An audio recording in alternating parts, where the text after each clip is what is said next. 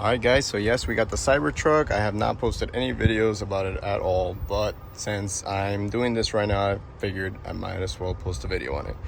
This is that little mirror that nobody's using on the Cybertruck. We're gonna go ahead and take it off, and I'm gonna explain to you guys how that works. Go ahead and take a screwdriver head, a flat head, which would be this one right here, if we can, that right there.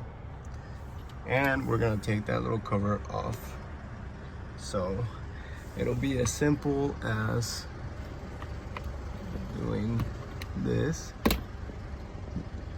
And yes, you will scratch your little mirror, but I highly doubt anybody's gonna be putting these back, so it's okay. And then after you take that off, we're gonna go ahead and use this little guy. And I don't know if you can see it in here, but I have a GoPro recording just in case this camera doesn't catch it, but that's what you're gonna be unscrewing in there. So we're gonna go ahead and do that.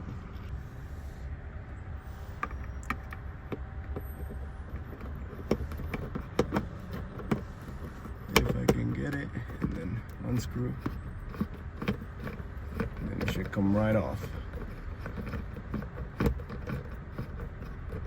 I don't think there's many videos on this, so I figured I might as well post it, even though it's not the first video I wanted to post.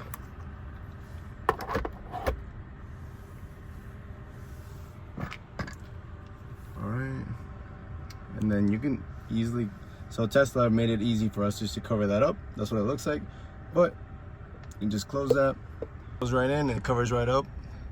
It's actually pretty hard to press it in, so you're gonna have to like press it in with like the back of your screwdriver. But once it's all said and done, no more mirror. All right guys, and that's how you take off the mirror.